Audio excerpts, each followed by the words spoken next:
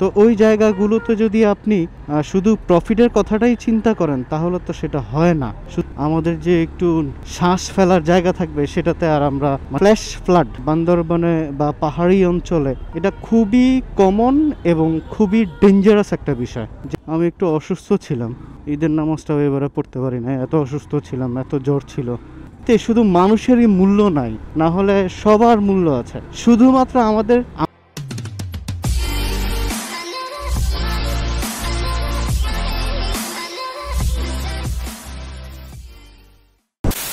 আসসালামু আলাইকুম সবাইকে, রিয়াজ দ্য ট্রাভেলারের আরও একটি ভিডিওতে আপনাদের সবাইকে জানাই স্বাগতম।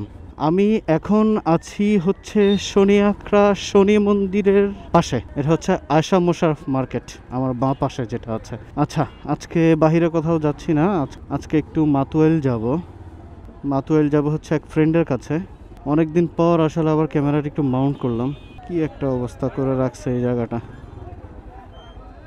হর্নটা আবার কাজ করতেছে না, একটা কাজ করে একটা কাজ করে না, আবার কেন কাজ করে না সেটাই দেখতে হবে।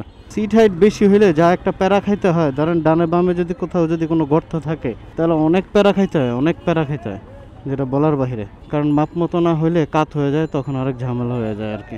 এরকম হইলো কেন?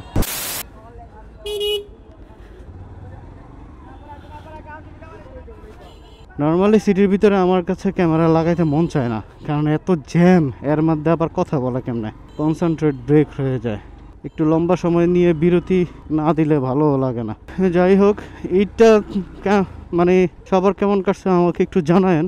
আর আমার ঈদটা তেমন একটা আহামরি কোনো ভালো কাটে নাই, আবার খারাপও কাটে নাই। আমি একটু অসুস্থ ছিলাম, ঈদের নামাজটাও এবারে পড়তে পারি না, এত অসুস্থ ছিলাম, এত জ্বর ছিল। আমরা পাহাড়কে ভালোবাসি। আমাদের কিছু লোক আছে যারা হচ্ছে আসলে বছরে যদি দু একবার যদি পাহাড়ে না যায়, এদের যেমন স্পেশালি আমি জানি এরকম অনেক আছে, অনেক ভাই ব্রাদার আছে। মানে বাইকার ছাড়ার কথাই বলতেছি, বাইকার না যারা অথবা বাইকার সবারই একই অবস্থা। তারা হচ্ছে এরকম পাহাড়ে না গেলে আসলে তাদের ভালো লাগে না, পেটের ভাত হজম হয় না, এমন একটা অবস্থা আর কি। এটা যথেষ্ট কারণ আছে। আমরা যান্ত্রিক জীবনে মানে এতটাই ব্যস্ত থাকি যে আমাদের যে থাকবে, কি বলে এটাকে, আমাদের যে একটু শ্বাস ফেলার জায়গা থাকবে সেটাতে আর আমরা মানে ওই পর্যায়ে আর আমরা থাকি না আর কি। তখন দেখা যাচ্ছে যে আমরা একটু নিজেকে একটু রিলিফ করার জন্য বা নিজেকে একটু অন্যরকমভাবে খুঁজে পাওয়ার জন্য আমরা হচ্ছে এই ট্যুরগুলো দিয়ে থাকি। এই পর্যন্তও ঠিকই ছিল, কিন্তু একটা পর্যায়ে যখন আছে যে আপনার এই ইমোশনটাকে কাজে লাগিয়ে কোনো একটা গ্রুপ এটাকে প্রফিট গেইন করার চেষ্টা করে, আলটিমেটলি হচ্ছে সব কিছুতেই প্রফিট থাকবে, প্রফিট অ্যান্ড লস থাকবে, সবটার ভিতরেই প্রফিট অ্যান্ড লস থাকবে। আপনি যে কোনো কাজ করেন ওইটার ভিতরেই প্রফিট অ্যান্ড লস থাকবে।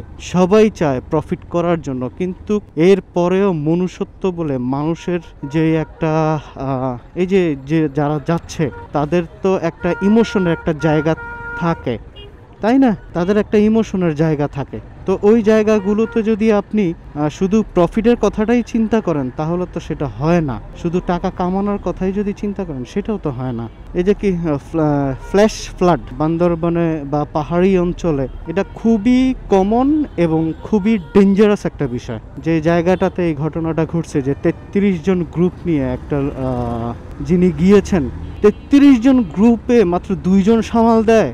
মানে আমার কাছে মনে হয় কি মাঝে মাঝে যে আসলে বাংলাদেশে তথা কি মানে পুরো পৃথিবীতে শুধু মানুষেরই মূল্য নাই, না হলে সবার মূল্য আছে, শুধুমাত্র আমরা যারা মানুষ আছি মানুষের মূল্য নাই। কুকুর বিড়ালের এক ধরনের মূল্য আছে, কুরবানির পশু যারা আছে তাদেরও এক ধরনের মূল্য আছে, শুধুমাত্র আমরা যারা মানুষ আছি মানুষের কোনো মূল্য নাই।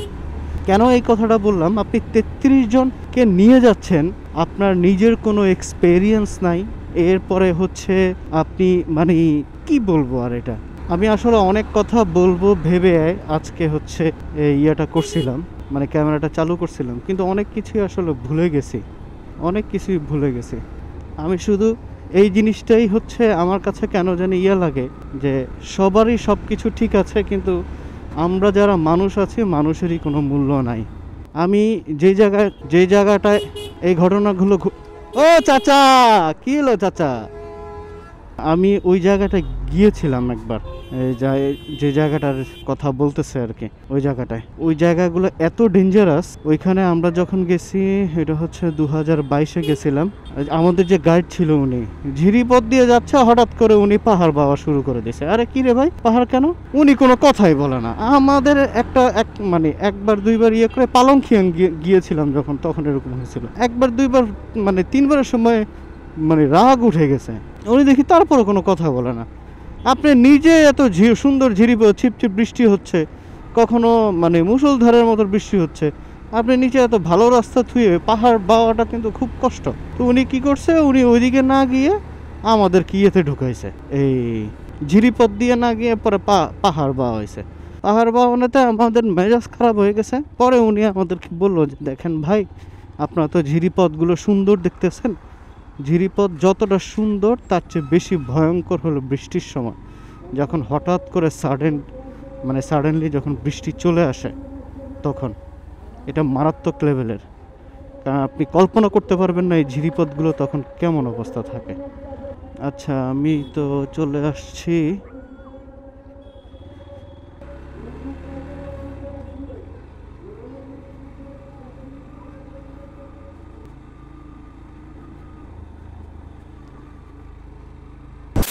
এই যে আমি হচ্ছে এখানে চলে আসছি, এটা হলো হাজী বাদশাহ মিয়া রোড।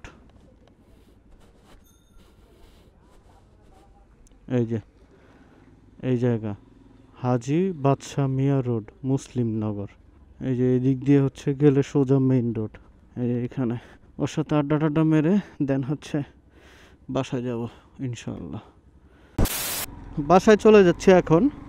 আর যেটা বলতে নিছিলাম, যারা হচ্ছে এই ধরনের ট্রিপগুলো অ্যারেঞ্জ করেন তাদেরকে বলি যে প্রফিট করেন, ঠিক আছে, প্রফিট না করলে তো আপনি চলতে পারবেন না, কিন্তু অ্যাটলিস্ট আপনি আপনার যেই কাস্টমার আছে তাদের ইমোশনটাকে একটু দেখেন।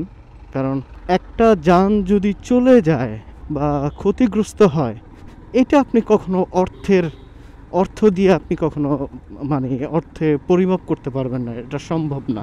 এটা যত ক্ষমতাবান হোক আর যত টাকাওয়ালাই হোক, একটা যান, একটা হাতের মূল্য আপনি কি কোনো টাকা দিয়ে পরিমাপ করতে পারবেন? এটা কখনো পরিমাপ করতে পারবেন না। এই হলো কথা। আর যারা যান তাদেরকেও একটা কথা বলি যে হুঁশ ঠিক রাখতে হবে। আপনার হুঁশ যদি ঠিক না থাকেন, তাহলে যারা দুষ্কৃতিকারী আছে এরা সুযোগ নিবেই, এরা সুযোগের সন্ধানে থাকে। আপনি যখন পাগল প্রায় থাকবেন, এরা ওই সুযোগটা আরও বেশি নেয়, তখন আলটিমেটলি ক্ষতিগ্রস্ত আপনারাই হবেন। ভালো করে যাচাই বাছাই করে তারপর যাওয়া উচিত, আমি যেটা মনে করি আর কি। আর সম্ভব হলে নিজেরা ট্যুর অ্যারেঞ্জ করবেন, নিজেরা যাবেন। আর পাহাড়ি অঞ্চলে যারা লোকাল গাইড আছে তাদের কথা ফলো করবেন সবচেয়ে বেশি। তাদেরকে 2 টাকা বেশি দেন। যারা ক্ষুদ্র নৃগোষ্ঠী বা উপজাতি আছে, যারা গাইড করে, তাদেরকে 2 টাকা বেশি দেন, কারণ তাদের এই ছাড়া আর কোনো সেকেন্ড কোনো আর্নিংয়ের কোনো অপশান নাই। ঠিক আছে, আজকে এই পর্যন্তই। ভালো থাকবেন সবাই, সুস্থ থাকবেন, দেশকে নিরাপদে রাখবেন।